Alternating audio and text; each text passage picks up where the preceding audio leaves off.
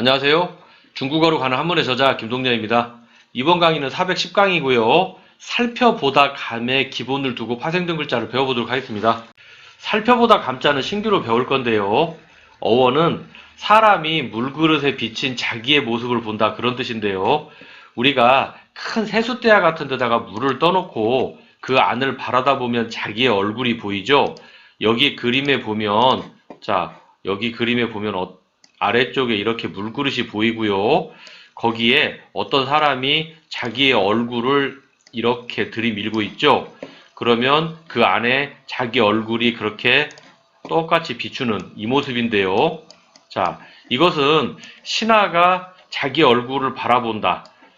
신하가 눈을 크게 뜨고 바라본다. 신하가 임금을 바라본다. 그런 의미와 일맥상통하는 부분이 있는데요. 여기에 보면 이렇게 신하 신자가 보이고요. 신하 신자가 보이고, 그 다음에 아래쪽에는 그릇 명자가 보이죠. 그릇 명자는 여기에 세숫대야라고 보시면 되겠습니다. 그래서 그릇 명자는 여기, 그 다음에 신하 신자는 여기 이렇게 보입니다.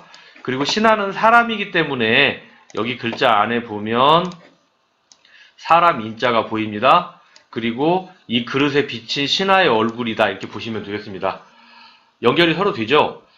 그리고 우리가 신하 신자 같은 경우에는 한문에서 간체로 주로 사용되는 모양이 있습니다. 거의 열의 9은 변형을 가져오는데요.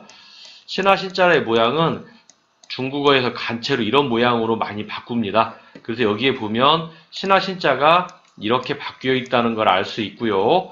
그 다음에 옆쪽에 있는 이 모양은 여기까지는 똑같은데 옆으로 누워있는 걸 이렇게 세웠다. 그리고 그릇 명자는 그대로 왔다, 이렇게 보시면 되겠습니다. 살펴보다 감. 그래서 우리가 생활 속에서 볼 수 있는 단어는 뭔가를 감시한다, 또는 시험을 감독한다 할 때 이 단어가 있습니다.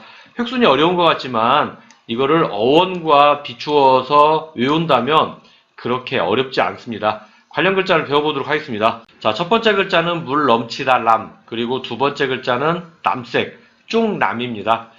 살펴보다 감. 이 감자가 세월이 지나면서 람이 되었다. 아래도 감자가 세월이 지나면서 람이 되었다. 그래서 이 부분은 뭐다? 람이다. 그리고 간체 모양도 위에서 우리가 설명한 대로 이렇게 변했다. 아래쪽도 마찬가지로 살펴보다 감이 이렇게 람이 되었다. 간체 모양도 이렇게 바뀌었다. 이렇게 보니까 획순이 굉장히 많은 것 같은데 사실은 뜯어보니까 어렵지 않죠? 뜻을 나타내는 부분은 나머지 부분인데요. 나머지 왼쪽에 보면 이렇게 삼수변, 물이 어떻다, 물이 넘쳤다. 그래서 물 넘치다 람. 우리가 하천이 범람했다, 이런 단어가 있고요. 아래 같은 경우에는 풀초, 풀이 어떻다. 쪽이라는 풀이다. 풀 이름이 쪽입니다. 그 쪽이라는 풀로 어떤 색깔을 내냐? 남색 또는 청색이라는 색깔을 냅니다. 그러니까 천연 염색인 거죠. 그래서 여기에서 남색, 쪽. 그래서 우리가 남색 할 때 남자로 사용하는 단어입니다. 쪽은 뭐다? 풀 이름이다. 획순이 어려운 것 같지만 따져보면 그렇게 어렵지 않습니다. 그래서 우리가 물 넘치다 람, 남색 쪽 남을 배웠습니다.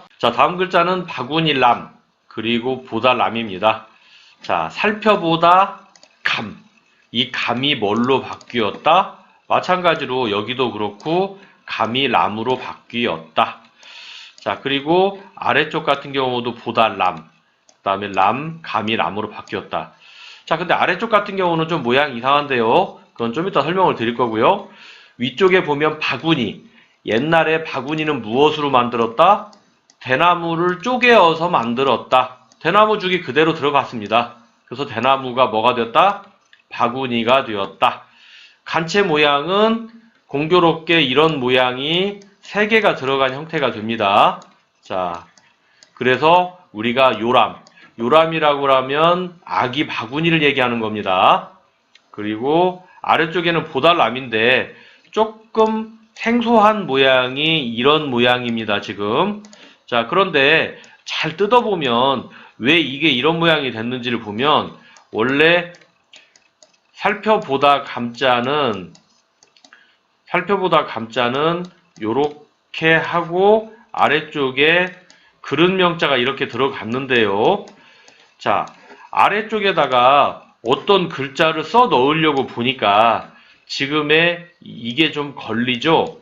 이게 걸리다 보니까 요거를 어떻게 바꾸었다? 이런 형태로 바꾼 다음에 어디에 넣었다? 이 밑에다가 넣었다. 이렇게 보시면 좀 이 모양이 이해가 되죠? 그렇습니다. 그리고 본다는 의미는 보다 견자에서 온 것입니다. 아래쪽에 보면 이렇게 보다 견자가 들어갔습니다. 보다 견자는 우리가 옛날에 34강에서 배웠고 여러 번 설명드렸었습니다. 그래서 아래쪽에 이렇게 보다 견자가 들어가서 본다는 의미가 됐다. 영화를 관람한다. 이렇게도 볼 수 있고요.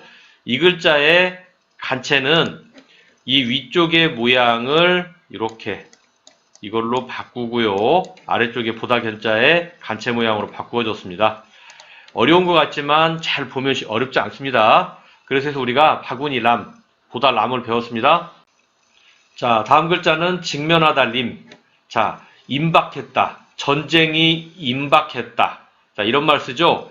바로 앞에까지 뭔가가 왔다. 곧 뭔가가 시작된다. 내 앞에 놓여 있다. 내 앞에 와 있다. 이런 말입니다. 어원을 보면 전쟁에 나가는 병사들의 사기를 북돋우기 위해서 자, 전쟁 나가서 죽지 말고 살아 돌아오라. 다치지 마라 하면서 술을 따라주었다는 것에서 시작된 얘기입니다.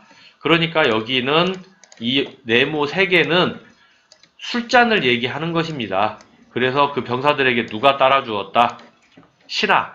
신분이 높은 신하가 전쟁에 나가는 장수들에게 술 한 잔씩 따르어 주었다. 그런 말입니다. 그리고 위쪽에 이 사람인지 하나 붙인 겁니다. 자, 사람인지 하나 붙인 것이고요. 그리고 간체 모양. 자, 간체 모양은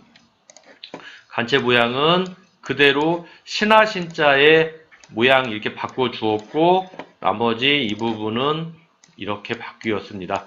네모 3개의 모양은 이렇게 바꾸었다는 걸 우리가 알 수 있죠. 네모 3개의 모양은 이렇게 바꾸어졌습니다. 그래서 간체를 완성하였습니다. 직면하다 림, 임박했다. 자, 그래서 우리가 직면하다 림을 배웠습니다. 그래서 우리가 410강에서 획순이 굉장히 복잡한 것 같지만 따져보면 그렇게 어렵지 않은 살펴보다 감의 기본을 두고 파생된 글자를 배웠습니다. 이번 강의는 여기서 마치도록 하겠습니다. 다음 강의 뵙도록 하겠습니다. 감사합니다.